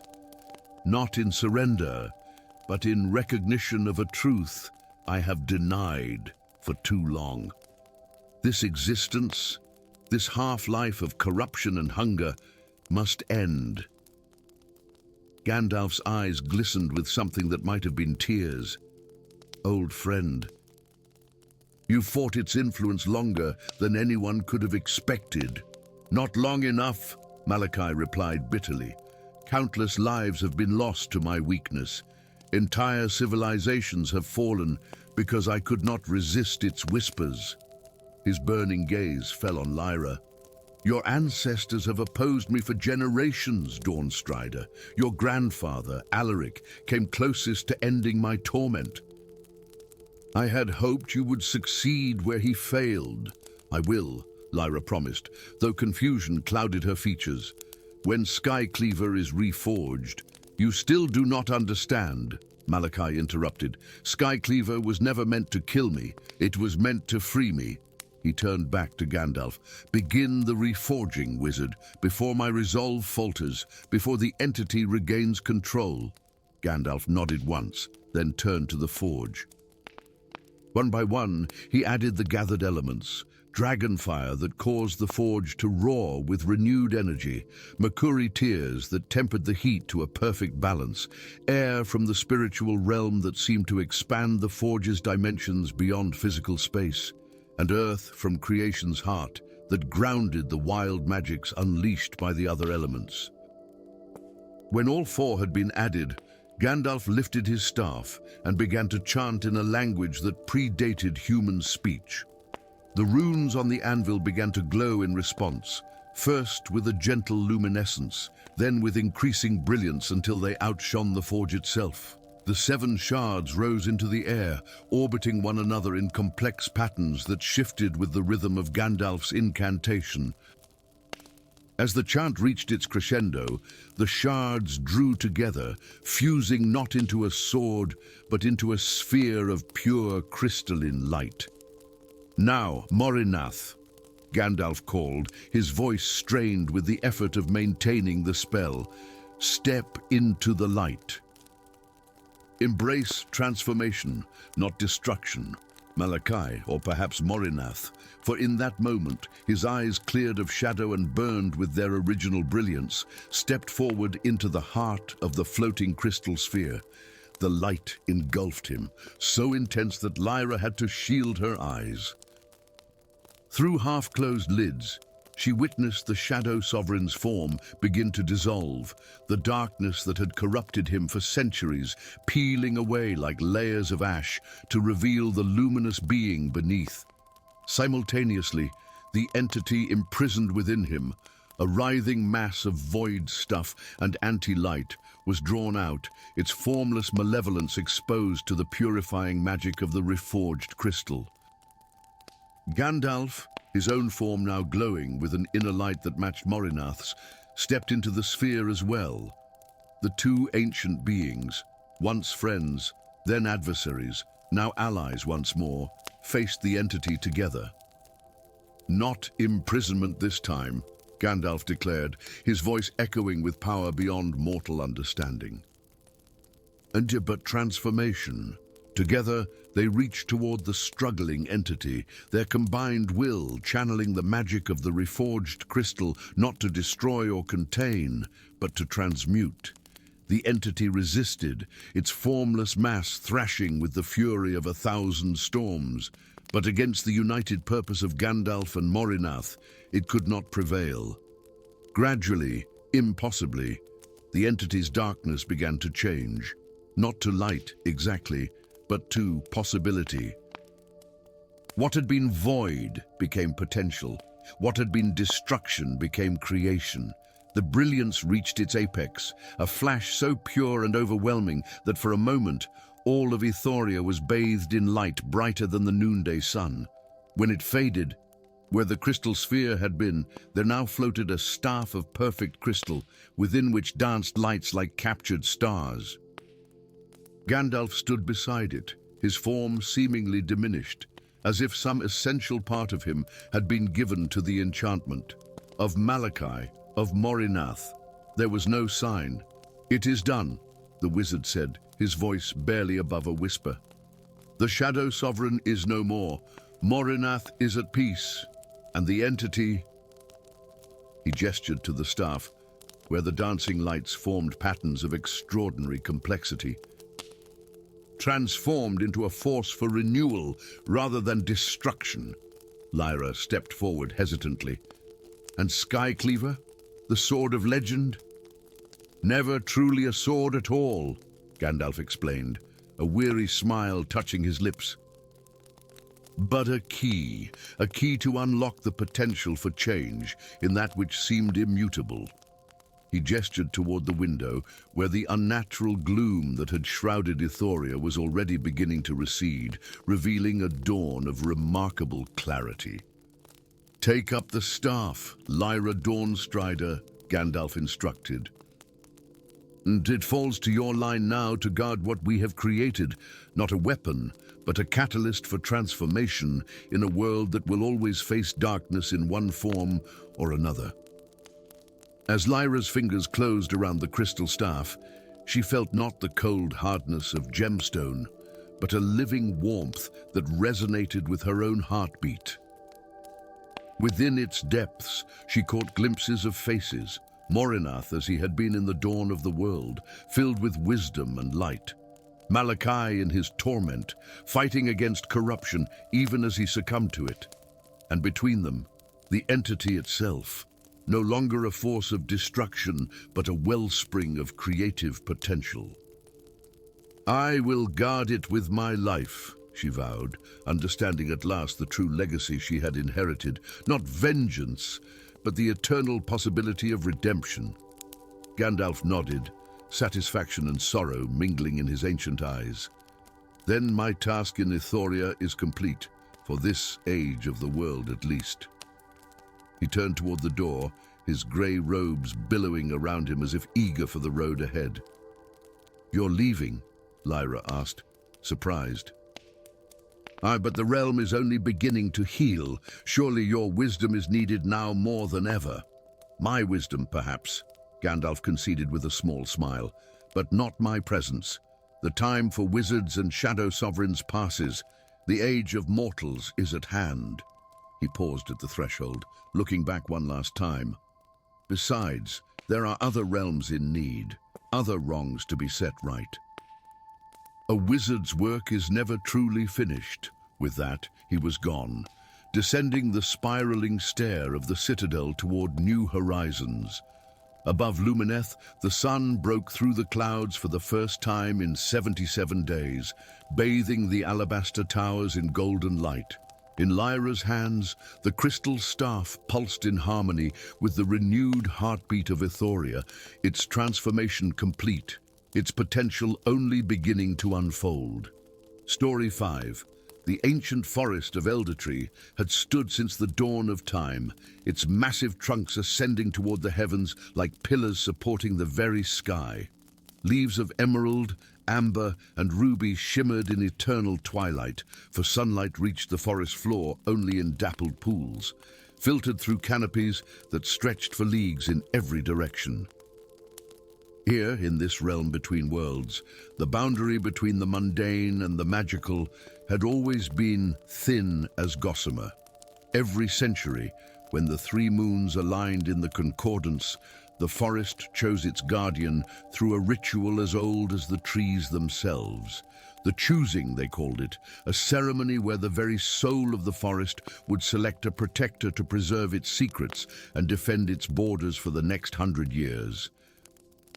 This centennial dawn found an unusual assembly gathered in the Grove of Whispers, a perfect circle of 13 white-barked sentinels surrounding a clearing of moss-covered stone. Representatives from the 7 kingdoms stood in nervous clusters, for this choosing held particular significance. After 3 centuries of selecting guardians from among the woodland folk, rumors abounded that the forest would choose from royal blood this time, specifically Princess Seraphina of Lumeria, whose affinity for natural magic had manifested at an early age. King Thaddeus of Lumeria stood resplendent in ceremonial armor of polished silver and sapphire, his circlet of moonstone glowing softly in the ethereal light. Beside him, Princess Seraphina waited with practiced patience, though her eyes betrayed her excitement. At 17, she had trained her entire life for this moment, mastering the ancient tongues and secret magics required of an Eldertree guardian. What none had anticipated was the arrival of a wanderer in grey. He appeared without fanfare as the assembled dignitaries murmured among themselves, a tall figure leaning on a gnarled wooden staff. His beard, the color of storm clouds, cascaded over robes that seemed to shift between slate grey and the soft hue of twilight. Beneath bushy eyebrows, eyes ancient as the forest itself surveyed the gathering. "Gandalf," whispered King Thaddeus, his face draining of color. "What business brings a wandering wizard to the choosing?" "I come as observer for the White Council," Gandalf replied, his voice carrying an authority that belied his travel-worn appearance. "The balance of power shifts in Middle-earth. We would know where the forest's favor falls in these uncertain times." Before Thaddeus could respond, the grove fell silent. The wind, which had been rustling through the leaves in playful gusts, stilled completely. The very air seemed to hold its breath as the first rays of the aligned moons penetrated the canopy, illuminating the central stone of the clearing. The Heartstone, a massive crystal embedded in living rock, began to pulse with an inner light, first softly, then with increasing intensity. Emerald luminescence spread from the stone to the moss surrounding it, then raced along ancient root patterns etched into the ground, forming intricate spirals and whorls that connected to each of the 13 sentinel trees. "The choosing begins," intoned the master of ceremonies, an ancient elf whose silver hair flowed to his waist. "Step forward, Princess Seraphina of Lumeria, that the forest may look upon you." Seraphina advanced to the edge of the illuminated patterns, her midnight blue gown shimmering with embedded starlight. The crowd held its collective breath. Even the skeptics among the assembly could not deny that she looked born to the role, her bearing regal yet humble before the ancient power of the forest. The light pulsed once, twice, 3 times, but did not reach for her. A murmur of confusion rippled through the onlookers. The master of ceremonies frowned, consulting a text of ancient lore that hung at his belt. And then, to the astonishment of all present, the emerald light surged across the clearing, away from Seraphina, and wrapped itself around Gandalf's staff. "Impossible!" gasped King Thaddeus, his carefully composed facade cracking. Gandalf himself appeared momentarily stunned as the light climbed his staff and enveloped him in a cocoon of verdant energy. His eyes widened as silent communion passed between himself and the ancient presence of the forest. "The forest has chosen," declared the master of ceremonies, though uncertainty tinged his voice. "Gandalf the Grey shall be guardian of Eldertree until the next concordance." "This is unprecedented," hissed King Thaddeus later that evening as torches illuminated the royal pavilion erected at the forest's edge. "A wandering wizard, an outsider, given guardianship over the most sacred woodland in the 7 kingdoms. The forest has never chosen one, not of royal or elven blood." "The forest chooses as it will, Father," Seraphina replied, her initial disappointment now tempered with curiosity. "And Gandalf is hardly unknown to these lands. The histories speak of his visits to Eldertree since time immemorial." "That changes nothing," Thaddeus insisted, pacing the length of the ornate carpet that covered the pavilion floor. "Lumeria has spent generations cultivating relations with the woodland folk, establishing trade routes, building alliances. Your guardianship was to cement our position for the next century. Instead, we are left with uncertainty." Seraphina studied her father carefully. Something in his agitation seemed excessive, even accounting for diplomatic concerns. "The forest's choice must be honored," she said. "What alternative would you suggest?" Before Thaddeus could answer, a guard announced Gandalf's arrival. The wizard ducked through the entrance, looking somewhat uncomfortable in the formal robes of guardianship that had been hastily altered to fit his tall frame. "Your Majesties," he greeted them with a respectful inclination of his head, "I come seeking counsel. This role was not one I sought, yet I cannot deny the forest's will." "No one questions the legitimacy of the choosing," King Thaddeus said smoothly, his diplomatic mask sliding back into place. "Merely its unexpectedness. Tell me, Gandalf, what did you experience when the light enveloped you? What did the forest communicate?" The wizard's gaze grew distant, urgency, fear, and beneath it all, a sense of recognition. "As if the forest and I have unfinished business." He focused on Thaddeus once more. "The forest is troubled, Your Majesty. Something drains its vitality from within. Something ancient stirs beneath the great tree at the heart of Eldertree." A flash of something, alarm, guilt, crossed Thaddeus's features before being quickly suppressed. The forest has stood for millennia through countless threats. "Perhaps what you sense is merely the natural cycle of dormancy and renewal." "Perhaps," Gandalf conceded, though his tone suggested otherwise. "Tomorrow I begin my journey to the great tree. The forest has granted me 7 days to commune with its heart and learn the nature of this disturbance." Alone? Seraphina asked, stepping forward. The path to the great tree is treacherous, known only to those who have studied the secret ways of Elder Tree. Which was to be your role, Thaddeus interjected. Then perhaps the princess might accompany me, Gandalf suggested, his eyes twinkling beneath bushy eyebrows, if His Majesty permits it. Her knowledge would be invaluable, and the forest seems to hold her in high regard, even if it did not choose her as guardian. Thaddeus opened his mouth as if to object, then reconsidered. An excellent compromise. Seraphina shall be your guide through Elder Tree's labyrinthine paths, and perhaps, in time, the forest might reconsider its choice. As they departed the pavilion, Seraphina fell into step beside Gandalf.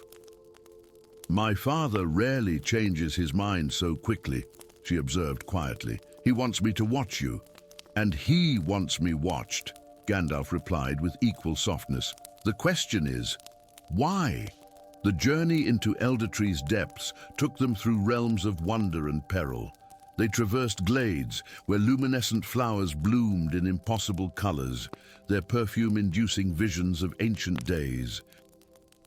They skirted bogs where unseen creatures hummed melodies that could lure unwary travelers to a drowning death. They spent one memorable night in a hollow maintained by fox spirits who served them tea brewed from moonlight and told fortunes using patterns of scattered leaves. Throughout their travels, Gandalf observed that the forest's magic grew weaker the deeper they ventured. Trees that should have pulsed with vitality showed subtle signs of decline, a yellowed leaf here, a graying trunk there. The woodland creatures, normally abundant and curious about visitors, were scarce and skittish. Something is indeed amiss, Seraphina confirmed as they made camp on the fourth night. The forest songs are muted, the spirits whisper of darkness and betrayal. She hesitated, then added, I should have noticed before now. I've been so focused on preparing for the choosing that I've neglected the signs. The most obvious truths are often those we're least prepared to see, Gandalf said kindly, stirring the embers of their small fire with his staff. Especially when they conflict with what we believe or wish to be true. Seraphina's gaze snapped to his face. You suspect something, or someone. Gandalf sighed heavily, his ancient eyes reflecting the firelight. And the forest recognized me, Princess, not because it wished me as guardian, but because long ago, before your grandfather's grandfather was born, I helped imprison something beneath the great tree, something that should have remained bound for eternity. What manner of creature could threaten Elder Tree itself? Seraphina whispered. Not a creature, Gandalf corrected. An entity, a being of pure magical essence that feeds on life force. We called it Devourer of Light in those days, for it consumed the very spark that animates all living things. His voice dropped lower, and someone has been communing with it, weakening its bonds, perhaps even feeding it. Understanding dawned in Seraphina's eyes. My father, she breathed. The royal house of Lumeria has always drawn its power from connection to the land, but my father's abilities have grown exponentially over the past decade. His youth seems unnaturally preserved, his magical prowess unmatched in the Seven Kingdoms. At the expense of the forest, Gandalf nodded grimly. He likely began with small rituals, perhaps not even understanding what slumbered beneath the great tree. But the Devourer is cunning. It would have promised him greater power, eternal life, dominion over rivals. The usual temptations that ensnare even the wisest of rulers. Tears glistened in Seraphina's eyes, though her voice remained steady. What happens when we reach the great tree? That depends on what we find, Gandalf replied gently, and what you are prepared to do. The great tree of Elder Tree dwarfed all others in the forest. its massive trunk wide enough that 20 people linking hands could not encircle it. Its bark shimmered with an opalescent quality, and its branches reached so high that the uppermost disappeared into the clouds. At its base, massive roots created a labyrinth of archways and hollows, many large enough to serve as halls or chambers. Yet even this magnificent being showed signs of the malady affecting the forest. Patches of bark had dulled to ordinary brown. Some lower branches bore no leaves at all. And at its very base, where the largest root plunged into the earth like a foundation stone, a faint, pulsing red light emanated from cracks in the ground. "We're too late," Gandalf murmured as they approached. "The binding weakens." Before Seraphina could respond, a familiar voice rang out from behind them. "Not too late, wizard." Merely in time to witness the culmination of a lifetime's work, they turned to find King Thaddeus standing at the edge of the clearing, but he bore little resemblance to the regal figure they had left days ago. His eyes glowed with the same red light that pulsed beneath the tree. Veins of crimson energy visibly traveled beneath his skin, giving him a terrifying, otherworldly appearance. "Father," Seraphina gasped. "What have you done to yourself?" "I have evolved beyond the limitations of mortal flesh," Thaddeus replied, his voice resonating with unnatural power. "For 10 years I have communed with the entity you imprisoned, Gandalf. For 10 years I have fed it the life force of Elder Tree's creatures, its plants, its very soil, and in return it has fed me power beyond imagining." "At the cost of the forest's life," Gandalf said, stepping forward with his staff raised defensively. "At the cost of balance in the world, the devourer cannot be controlled, Thaddeus. It consumes until nothing remains, then moves on to new feeding grounds." "You speak from ignorance," Thaddeus sneered. "The entity has promised me dominion over the 7 kingdoms. Together we shall usher in an age of unprecedented glory for Lumeria." "It lies," Gandalf warned. "That is its nature." Thaddeus raised his hands, and the red light beneath the great tree intensified. The concordance was the final key. When the 3 moons aligned, it created a channel of power that allowed me to break the last of your binding spells. Now, nothing prevents the entity's ascension, or mine. The ground cracked further, and tendrils of crimson energy began to snake upward around the great tree's trunk. Where they touched, bark blackened and wood groaned in protest. The forest itself seemed to cry out in pain. Seraphina stepped forward, placing herself between her father and the tree.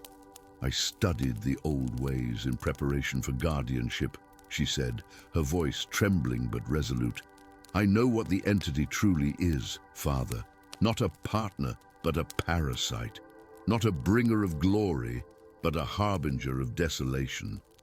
"Stand aside, daughter," Thaddeus commanded. "You know nothing of true power." "I know enough," she replied, reaching into the pouch at her waist. From it, she withdrew a small crystal that glowed with inner light, a seed from the great tree itself, which she had been given upon her 16th birthday as part of her preparation for potential guardianship. Before Thaddeus could react, Seraphina pressed the seed against the great tree's trunk, directly in the path of the crimson tendrils. "Undone by root and branch, by leaf and star, I offer myself as vessel and guardian," she intoned in the ancient language of the forest. The seed flared with brilliant green light, and the tree responded in kind. Waves of emerald energy pulsed outward, momentarily pushing back the red tendrils of the devourer's influence. "What are you doing?" Thaddeus cried, his confident demeanor cracking as he felt his connection to the entity falter. "What I was born to do," Seraphina answered, her form now suffused with the same green light that emanated from the tree. "Protect Elder Tree, even from those I love." Gandalf, recognizing the nature of the ritual Seraphina had initiated, raised his staff, ancient words of power, words he had not spoken in an age of the world, flowed from his lips as he lent his strength to her effort. Together, their magic formed a counterpoint to the Devourer's influence, creating a harmonic resonance that shook the very earth beneath their feet. The great tree shuddered, then straightened as if casting off a great weight. The crimson tendrils retreated from its bark, pulled back toward the crack at its base. "No!" Thaddeus howled, channeling his borrowed power into a desperate assault against their combined effort. Red lightning crackled from his fingertips, striking Gandalf squarely in the chest and sending the wizard stumbling backward. But in that moment of apparent victory, Thaddeus made a fatal error. He advanced toward the tree, intending to physically tear the seed from its trunk. As soon as he set foot within the circle of roots, the great tree responded with a defense mechanism as old as the world itself. Roots erupted from the ground, wrapping around Thaddeus's legs, torso, and arms. He screamed, not in pain but in rage, as he was lifted into the air and drawn toward the crack from which the entity's influence had emerged. "Father!" Seraphina cried, reaching toward him even as the green energy of the forest flowed through her. Thaddeus's eyes cleared momentarily, the red glow fading as the man beneath the corruption surfaced one last time. "Seraphina," he whispered, his voice his own again, "forgive me!"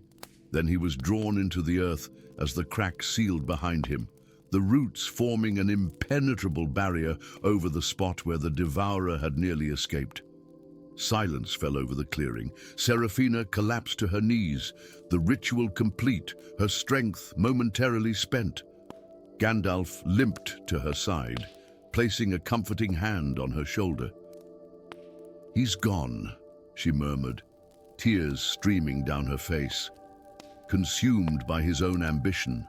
"Not consumed," Gandalf corrected gently. "Transformed. Your father's life force, what remained of his true self, now serves as part of the binding that contains the entity.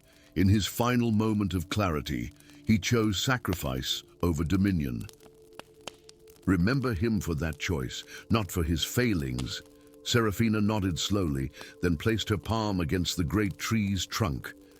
The bark, which had begun to regain its opalescent sheen, pulsed warmly beneath her touch. "The forest speaks to you," Gandalf observed. "It does," she confirmed, a look of wonder crossing her tear-stained face. It says that while you were chosen as guardian, I am to be its voice. Together, we shall restore what was damaged and strengthen what remains." Gandalf smiled, his ancient eyes crinkling at the corners. "The forest's wisdom exceeds even my expectations. A guardian needs a voice, just as a voice needs protection." He helped her to her feet. "Come, Lady Seraphina. We have much work to do, and a forest to heal." As they departed the clearing, neither noticed the smallest tinge of red that briefly flashed in the depths of the great tree's roots, nor the soft, patient laughter that echoed beneath the threshold of hearing. For some entities measure time not in years, but in ages, and patience is the ultimate weapon of the immortal. Story 6. The eternal flame of Valahaven had burned for 10,000 years, its azure gold light casting protective radiance across the ancient city of towering white spires and crystalline bridges. From the highest point of the celestial tower, the sacred fire had once illuminated the night sky like a second moon, visible to travelers from 30 leagues distant, a beacon of hope and safety in a world where darkness had many forms. But now, for the first time since the Age of Foundation, the flame guttered perilously low, its once mighty blaze reduced to embers that struggled against extinction. In the grand square below the tower, citizens gathered in fearful clusters, their upturned faces pale with dread as they watched their ancient protector fade. Already, The consequences manifested at the city's edges. The enchanted barrier that had rebuffed countless invasions of shadow wraiths and dire beasts grew transparent as gossamer, permitting tendrils of unnatural mist to probe between the outermost buildings. "The flame dies, and with it, our salvation," murmured Lord Aldarion, first guardian of Valorhaven, his aged hands trembling as they gripped the ornate staff of office. The rubies embedded in its silver length no longer pulsed with sympathetic magic, another ill omen in a season full of portents. "What of the Keepers? Surely their magic can restore it?" asked Lady Nimue, her voice steady despite the fear evident in her twilight blue eyes. "The Keepers are gone," Aldarion replied grimly. "And the last of their order perished in the cataclysm of the shifting peaks, taking their secrets with them." "Then we are truly lost," whispered someone in the crowd. "Not yet," came a new voice, weathered by age yet strong with purpose. The gathered crowd parted like water before a ship's prow as a tall figure strode toward the base of the celestial tower. He was clad in robes the color of storm clouds, with a silver scarf wound about his neck that seemed to catch and reflect the dying light of the flame above. A pointed hat shadowed eyes that had witnessed the turning of ages, and a beard the color of smoke cascaded over his chest. In one hand he carried a staff of gnarled wood, crowned with a crystal that contained a small but perfect star. "Mithrandir," gasped Lord Aldarion, using the ancient name known only to scholars of forbidden histories. "Gandalf the Grey." The wizard inclined his head slightly in acknowledgement, but wasted no time on pleasantries. "How long has the flame been fading?" "3 full moons," replied Lady Nimue, recovering from her surprise more quickly than the others. It began gradually, almost imperceptibly. By the time the change became unmistakable, the decline had accelerated beyond our ability to counteract it. Gandalf's bushy eyebrows drew together as he studied the tower. After a long moment of contemplation, he turned back to the assembled nobles and citizens. "There is a way to rekindle the eternal flame," he announced, his voice carrying to the farthest corners of the square without seeming to rise in volume. "But it requires elements that will not be easily obtained, and a truth, long hidden, must be confronted." Hope and suspicion warred on Lord Aldarion's face. "What elements do you speak of, and what hidden truth?" "The flame was kindled from 3 crystals of elemental power," Gandalf explained, his gaze now fixed on the shimmering archives that flanked the western side of the square. "The crystal of primal fire, taken from the heart of the great dragon Vermithrix, the crystal of enduring light, formed in the tears of the Star Maidens during the first dawn, and the crystal of binding will, crafted from the concentrated purpose of Valorhaven's founding mages." Lady Nimue's eyes widened. "The sacred triad." "But they were lost centuries ago, scattered to the corners of the world for safekeeping after the War of Shadows." "Not lost," Gandalf corrected. "Hidden, and I know where they lie." His ancient eyes scanned the crowd until they fell upon a figure standing apart from the others, a young man in the simple garb of an apprentice scribe. His features unremarkable, save for eyes of an unusual violet hue. "Though I cannot retrieve them alone, I will need a guide whose bloodline connects to the flame itself." The young man stepped backward in alarm as all eyes turned to him. "Me, I am just Thorn, apprentice to the Master of Archives. I have no connection to the flame or its magic." Gandalf's expression softened slightly. "You believe that because the truth was kept from you, for your protection and the realm's. But surely you have wondered why your eyes reflect the color of the eternal flame, why you alone among the citizens of Valorhaven can read the ancient codex without translation." Thorn's face paled.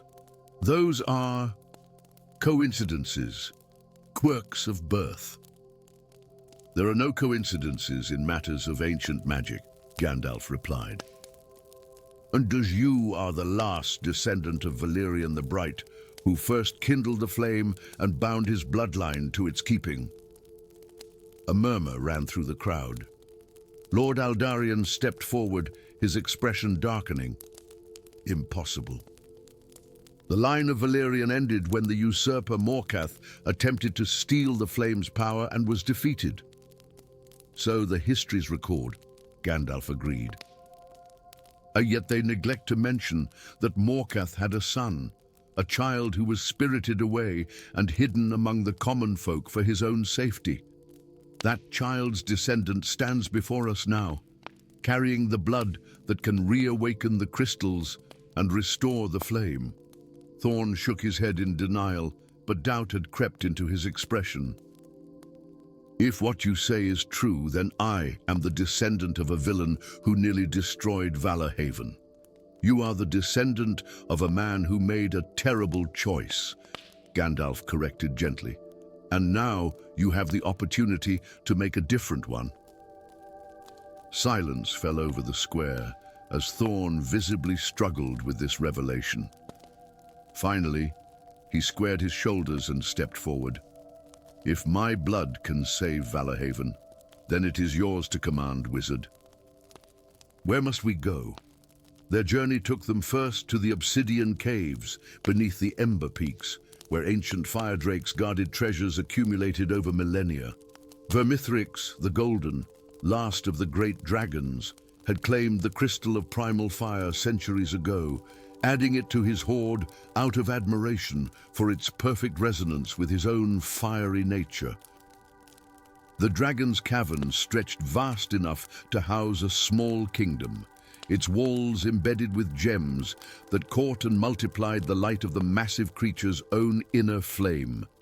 Vermithrix himself lay coiled atop a mountain of gold and precious artifacts, his scales shimmering like polished metal in the dim light, his eyes half-lidded in the perpetual boredom of extremely long-lived beings.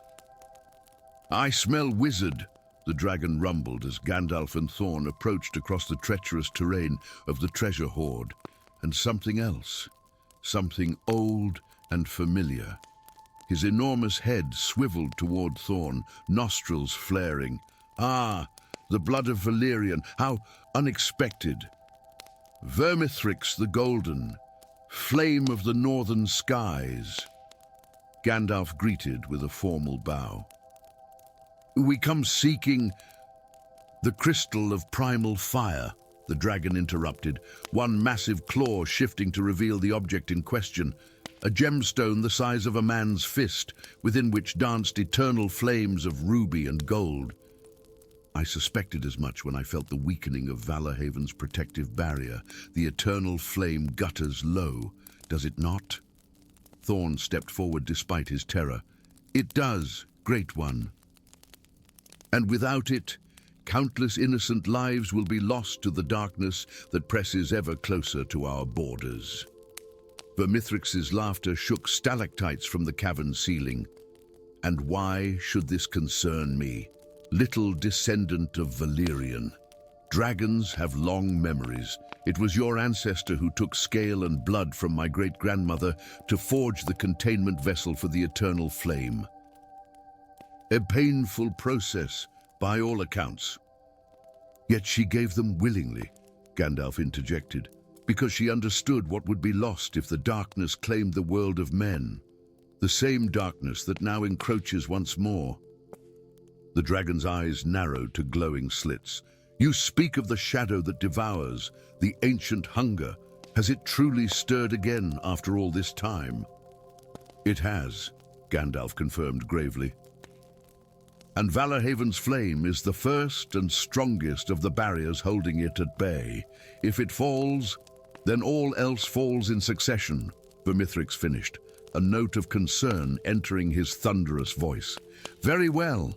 I will relinquish the crystal, but not freely. There must be an exchange." Thorn squared his shoulders. "Name your price, dragon. If it is within my power to give, it is yours." Vermithrix's gaze focused on the young man with new interest. A brave offer, given that you have no idea what I might ask, but my demand is simple enough. I require a single drop of your blood, freely given.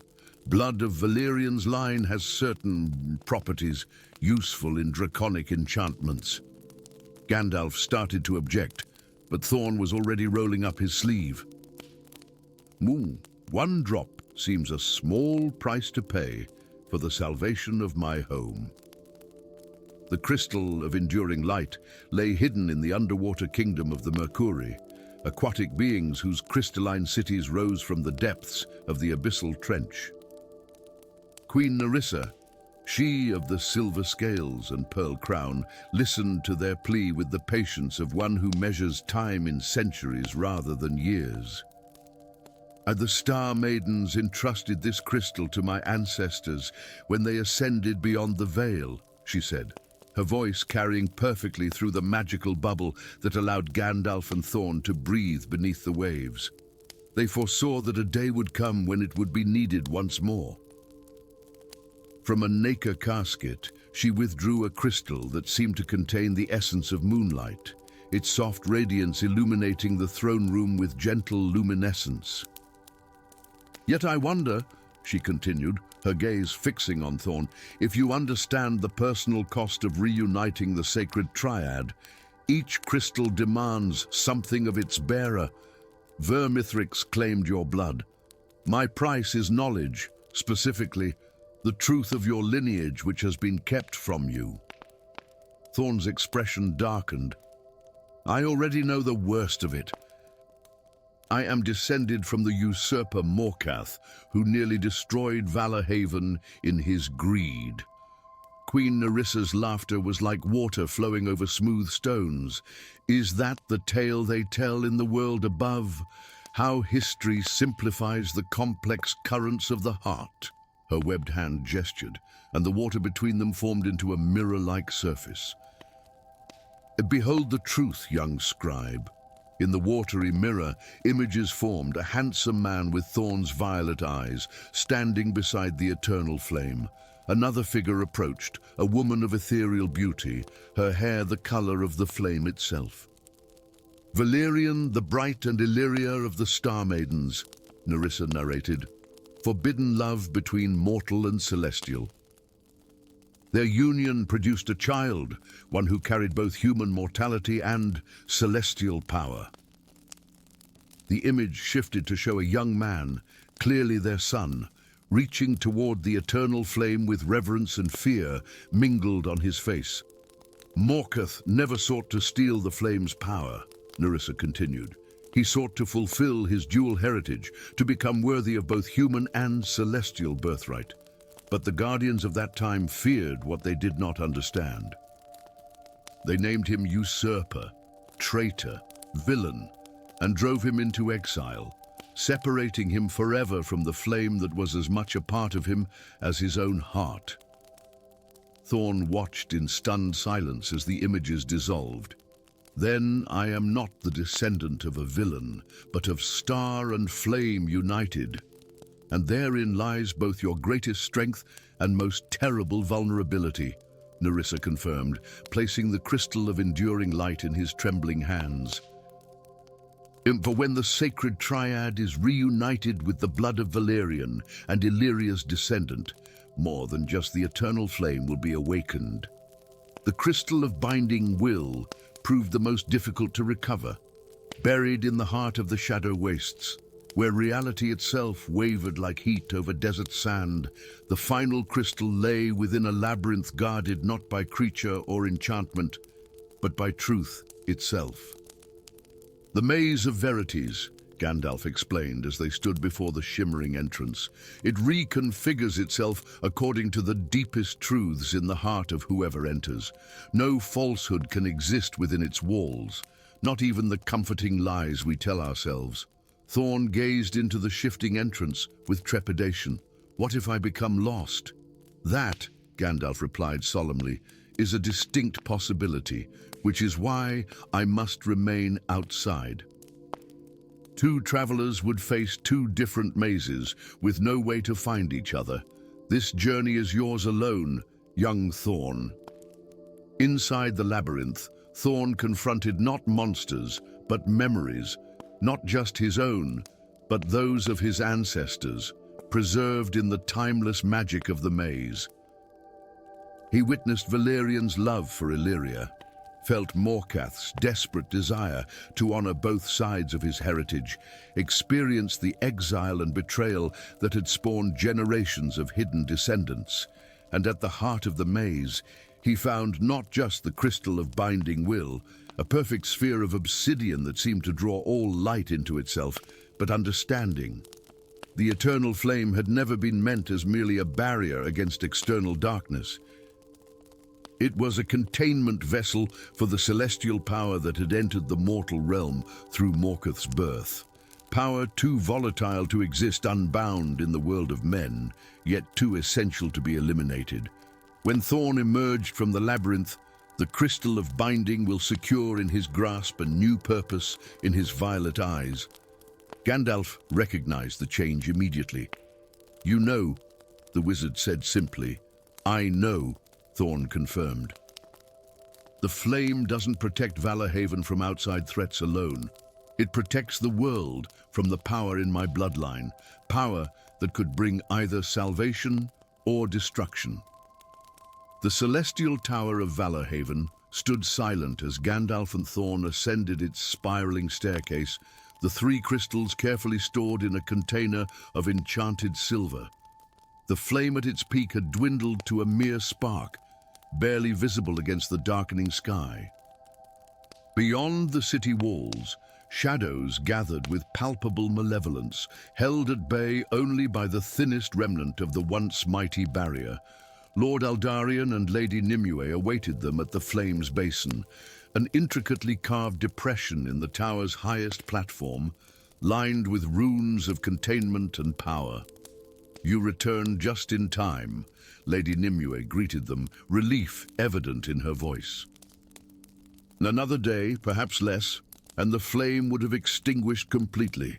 Lord Aldarion's gaze fixed on the container Thorn carried.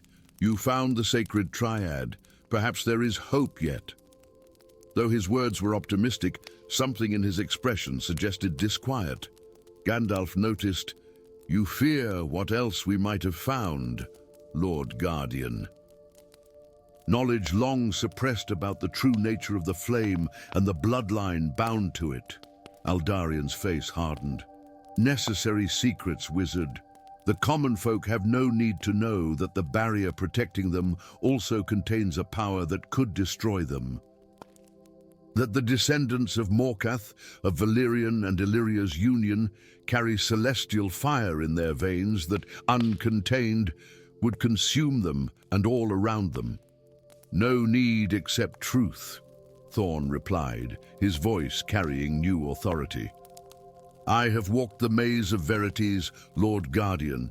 I have seen the past undistorted by convenient histories. And I choose to complete the cycle, not in ignorance, but in full awareness of what I am and what must be done."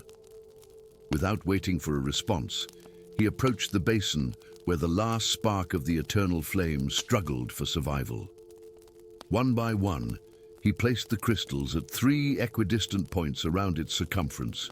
First, the crystal of primal fire, then the crystal of enduring light, and finally, the crystal of binding will. The moment the third crystal touched the ancient stone, a pulse of energy shot through the tower. The runes carved into the basin's surface ignited with blue-white light, forming a complex pattern that spiraled inward toward the dying ember at its center. "Now comes the renewal," Gandalf said quietly. "And the choice," Thorn nodded, understanding the weight of what came next. Drawing a small knife from his belt, the same one he had used to offer blood to Vermithrix, he made a small cut across his palm. Violet blood, brighter than any human's should be, welled from the wound. "With blood of star and flame united, I rekindle what was fading," he intoned, words coming to him from ancestral memory. And with knowledge gained and truth embraced, I bind what was breaking. As drops of his blood fell upon the ember, it flared suddenly with renewed vigor. The crystals began to resonate, each emitting a pure note that combined into a chord of unearthly beauty. Light shot upward from the basin, connecting with the clouds overhead and spreading outward in a dome of protective radiance that pushed back the encroaching shadows with an almost audible sigh of relief. But the magic did not stop there. The light doubled back, enveloping Thorn in a cocoon of azure gold energy. He gasped, not in pain but in wonder, as the celestial power in his bloodline answered the call of the flame. "And the cycle completes," Gandalf murmured. "The flame renews, and its keeper is revealed." When the light finally subsided, Thorn remained standing, but transformed. His ordinary scribe's garments had been replaced by robes of midnight blue, embroidered with silver runes. His violet eyes now held the same inner fire as the renewed eternal flame, which burned once more with full, protective vigor. "What has happened to him?" Lady Nimue whispered. "He has become what Morgoth was denied the chance to be," Gandalf explained. "Neither fully mortal nor fully celestial, but the bridge between worlds, the living anchor for the flame's power, the guardian of the balance." Lord Aldarion stared in astonishment. "Then the old prophecy speaks true. When darkness rises anew, the blood of stars shall return to claim its birthright, and the cycle of guardianship shall begin again." Thorn, or perhaps he who had once been Thorn, smiled faintly. "Not to claim, but to serve. The power is not mine to possess, but to channel and direct. Through me, the flame will burn eternal once more, protecting Valah Haven from the darkness without and the celestial fire within." As night fell fully over the city, the eternal flame cast its protective light across spires and streets, stronger than it had burned in generations. Citizens emerged from their homes, faces upturned in wonder and relief at the renewed beacon. Few would ever know how close they had come to destruction, or that their salvation came not from destroying a threat, but from embracing a truth long hidden. Gandalf, his task complete, slipped away during the celebrations that followed. There were other lands in need, other ancient magics requiring attention. But as he descended the foothills beyond Valah Haven's walls, he paused to look back at the flame burning bright against the night sky, and smiled at the knowledge that sometimes the greatest magic comes not from spells or artifacts, but from the courage to face one's true nature and choose one's own destiny.